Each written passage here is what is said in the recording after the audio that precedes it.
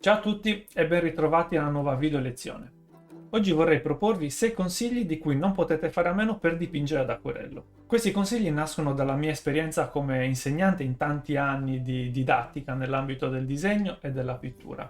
E sono un po', potremmo dire, un sunto delle tante domande che mi vengono fatte, che mi sono state fatte durante i vari corsi che ho tenuto. Quindi di fatto rispondono un po' a quelle che sono le difficoltà di chi sta iniziando, soprattutto, quindi chi muove i primi passi nell'ambito dell'acquerello e non sa da che parte girarsi praticamente.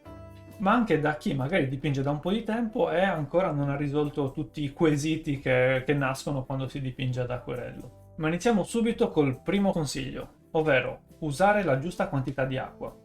Quindi cercare di non metterne né troppo poca né troppa. L'ideale è fare in modo che sia presente sempre nella velatura una goccia d'acqua che noi spostiamo lungo la parte che dobbiamo velare, che dobbiamo colorare. Quindi non bisogna eccedere, ma non bisogna nemmeno avere paura di usarne troppa. Ecco, capire quanta acqua ci serve in base alla velatura che dobbiamo dare è fondamentale. Chiaramente ci vuole un po' di esperienza, però non bisogna avere mai paura di osare un po'. Se vi piacciono questi tutorial, intanto vi invito questo sabato a una lezione in diretta streaming che fa parte di un corso dedicato all'acquerello contemporaneo. La settimana prossima poi ci sarà un'altra lezione, sempre in diretta streaming, che fa parte del corso Tecniche base, regole base dell'acquerello. Io vi metto tutto qua sotto in descrizione, quindi se volete un po' curiosare potete andare a vedere, ma soprattutto ho deciso di creare un super sconto per tutti quelli che sono iscritti o che si vogliono iscrivere alla mia newsletter. Anche di questo vi metto tutto qua sotto. Ma tornando alla giusta quantità di acqua, a questo punto uno potrebbe chiedersi qual è la giusta quantità di acqua, cioè come faccio a capire quanta acqua devo mettere, quanta acqua avere nel foglio, nel pennello, lo vediamo subito in pratica. Quindi dopo aver preparato il colore in tavolozza, carichiamo bene il pennello e passiamo immediatamente al foglio. Scarichiamo il serbatoio sul foglio e, come vedete, inizio la velatura facendo in modo che ci sia sempre una goccia d'acqua. Quest'acqua io praticamente la sposto, continuo a spostarla. Quando vedo che non c'è più la goccia lungo il bordo, ricarico il pennello e torno sulla velatura intervenendo di nuovo lungo il bordo, facendo in modo che ci sia sempre questa parte particolarmente bagnata. Se vado avanti e il pennello progressivamente si secca, vuol dire che molto probabilmente avrò una macchia, quindi è importante che ci sia sempre una buona quantità di acqua. Diciamo che tra le due velature chiaramente questa è quella corretta. Chiaramente dipende anche dal lavoro che uno deve fare, logicamente se dobbiamo fare una velatura in una piccola porzione va benissimo anche lavorare col pennello un po' più scarico, però uno dei problemi più diffusi che ho riscontrato appunto insegnando acquerello è per esempio nella gestione dei cieli. Molti studenti mi dicono non riesco a gestire il cielo, mi si macchia sempre. Ecco, in genere l'errore dipende proprio da questa gestione dell'acqua, quindi se dovete fare velature estese meglio avere un bel po' di acqua sul foglio. Ma anche per le velature più piccole è importante che quella goccia sia presente e che venga poi distribuita lungo la superficie che dobbiamo velare. Consiglio numero 2. Meglio utilizzare un pennello grande che un pennello troppo piccolo. Spesso molti studenti scelgono di lavorare per il dettaglio per alcune parti con dei pennelli particolarmente piccoli, convinti che sia più facile da gestire. In realtà così ci si complica la vita. Vediamo subito perché. Ipotizzando di trovarci di fronte a soggetti simili, quindi una parte un pochino più ampia e una parte estremamente sottile, col pennello grande posso comunque gestire sia la parte più sottile che la parte più larga. Nella parte più larga lavoro schiacciando il pennello in modo da rilasciare appunto la goccia di cui parlavamo prima, aumentando eventualmente la quantità di acqua se serve. Stendo la velatura, nel momento in cui arrivo nella zona più sottile aggiungo un po' di acqua lungo il bordo in modo da tenerlo umido, schiaccio il pennello in tavolozza in modo da appiattirlo e da ottenere una punta particolarmente sottile, come se fosse proprio un taglio, quasi un coltello potremmo dire, e lavorando in verticale torno sul soggetto e sfrutto il taglio che ho appena creato per definire il contorno. Il pennello è estremamente grande, però guardate quanto è sottile la linea che crea. Semplicemente lavorando col serbatoio un po' più scarico e sfruttando solo la punta del pennello. Chiaramente ci vuole magari un po' di pratica e soprattutto secondo me più che pratica bisogna vincere la paura iniziale di provare a fare dettagli con uno strumento così grande, però in realtà è fattibile. L'importante è avere un buon pennello, chiaramente che deve avere un buon serbatoio ma anche un'ottima punta. Vediamo adesso con un pennellino piccolo invece come funziona. Quindi anche qui carico il colore, e naturalmente lo carico al massimo e inizio a gestire il nostro soggetto. La gestione della pennellata è identica, ma in realtà ho già scaricato il serbatoio, quindi devo di nuovo ricaricare e ritornare poi sul soggetto, sul foglio. Però in effetti è difficilissimo da gestire, perché anche se in realtà mi permette di ottenere più facilmente i contorni, devo continuamente ricaricare, quindi diventa molto difficile gestire la velatura e mantenerla omogenea. Il fatto di dover ricaricare in continuazione mi obbliga a perdere tanto tempo e soprattutto ogni passaggio che faccio poi rischia di avere quantità differenti di acqua. Se per caso mi dimentico di ricaricare, arrivo a questo effetto secco che poi diventa molto difficile da correggere e da gestire. Questo significa che molto più facilmente avrò delle macchie nella velatura che sto dando in questo momento. Chiaramente posso comunque arrivare a ottenere un lavoro corretto, quindi magari non avere macchie o non avere magari particolari stacchi tra un passaggio e l'altro, però effettivamente con grande fatica.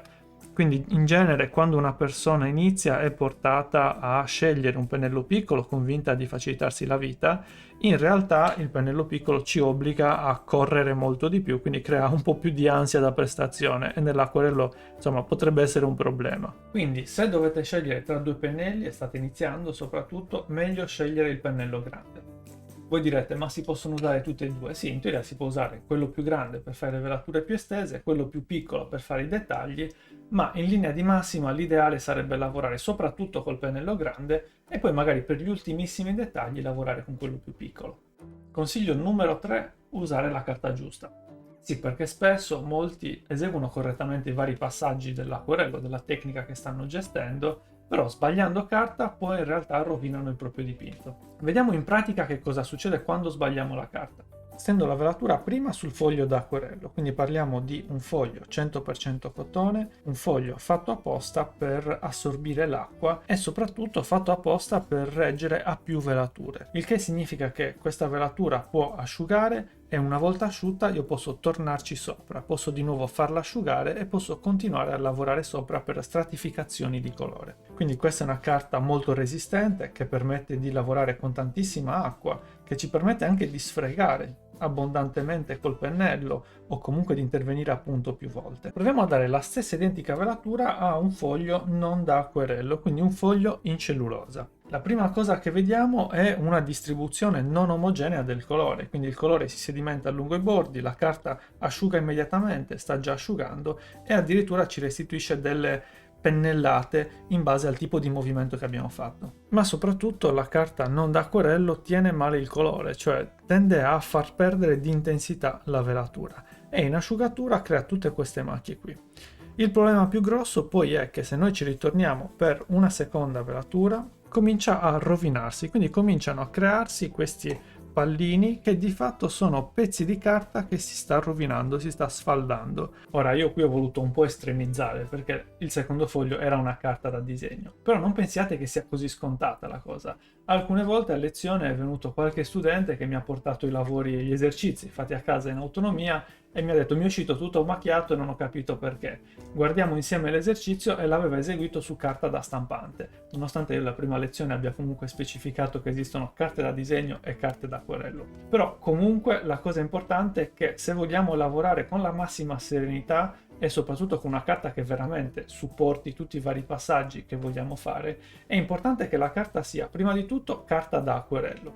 E tra le tante carte da acquerello, perché alcune hanno cotone, altre hanno cellulosa, altre sono un po' un mix, ma tra le tante carte da acquerello la migliore rimane quella 100% cotone in assoluto. E quando scegliete la carta, occhio al verso, perché non tutte le carte possono essere utilizzate su ambo i lati. Ecco, per esempio, quando le guardate in controluce, se la filigrana si legge al contrario vuol dire che quello è il retro della carta, mentre invece questo è il fronte, ed è il verso giusto su cui dipingere. Molte carte si possono usare sia su un verso che sull'altro, però in alcuni casi si può dipingere su un solo verso, quindi se vedete qualche macchia che non vi torna, magari è per quel motivo. Consiglio numero 4. usare sempre la punta del pennello per definire i contorni del soggetto. Di fronte a un soggetto come questo, l'ideale è lavorare con la punta lungo il contorno, schiacciare in modo da rilasciare più acqua e più colore al centro e poi lungo il bordo tornare a lavorare con la punta. Arriviamo a un momento in cui diventa però scomodo fare questo movimento, quindi molto semplicemente giriamo il foglio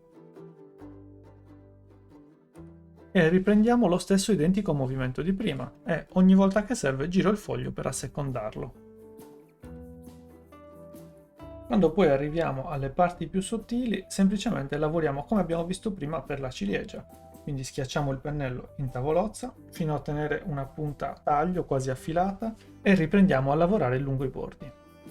Ecco, qui vedete poi un effetto di una velatura corretta, tornando al discorso di prima, quindi una superficie tutta bagnata allo stesso punto che quindi asciugherà in maniera omogenea. Velatura corretta poi è un termine un po' improprio, perché in realtà se uno sta cercando delle macchie, degli effetti particolari, non deve lavorare così. Però per intenderci, una velatura omogenea, una velatura completamente regolare, si ottiene così, molto semplicemente. Se poi stiamo cercando delle sfumature, si lavora in un altro modo, va da sé.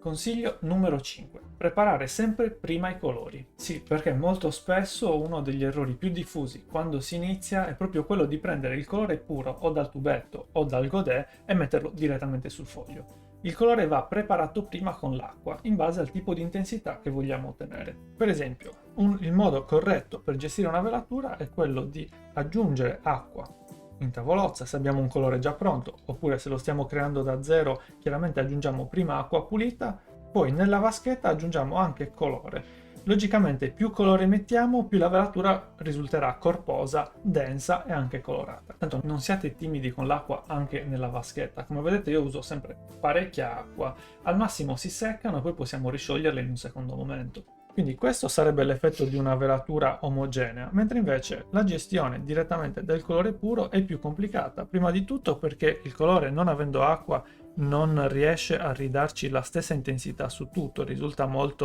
troppo denso, e soprattutto perché ogni volta che poi peschiamo il colore abbiamo degli sbalzi di intensità e quindi non riusciamo ad avere un passaggio omogeneo tra una velatura e l'altra, mentre invece qua le pennellate nemmeno si vedono.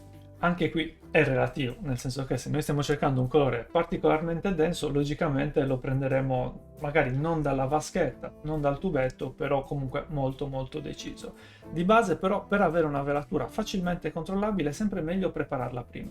Ultimo consiglio, il numero 6. Aspettare sempre l'asciugatura tra una velatura e l'altra. Sì, perché un'altra delle cose più diffuse è proprio la poca pazienza di chi sta iniziando, quindi la voglia di intervenire, di lavorare e non far asciugare completamente i passaggi dati in precedenza quando serve. Quindi si interviene sul foglio ancora umido e si creano delle macchie irrecuperabili. Per esempio l'arancia che abbiamo velato, che abbiamo gestito poco fa, è quasi completamente asciutta tranne che in pochi punti in cui è ancora umida. Per esempio se volessimo dare una seconda velatura all'arancia che ho già colorato prima, intervenendo a questo punto il colore caminerebbe.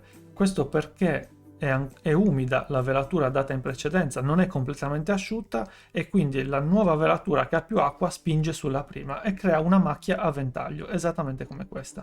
Quindi per evitare che questo avvenga, toccate semplicemente il foglio con la mano e vedete se lo sentite freddo, umido, a quel punto vi conviene comunque aspettare ancora un po'.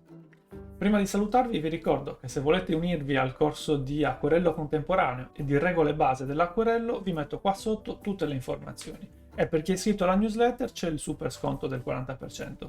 Infine su Patreon c'è la mia scuola online di disegno e acquerello, se volete curiosare un po' vi lascio anche di questo il link qua sotto nella descrizione. E detto questo io vi ringrazio per avermi seguito fino a qua, vi auguro un buon acquerello, una buona estate e noi ci vediamo alla prossima. Ciao!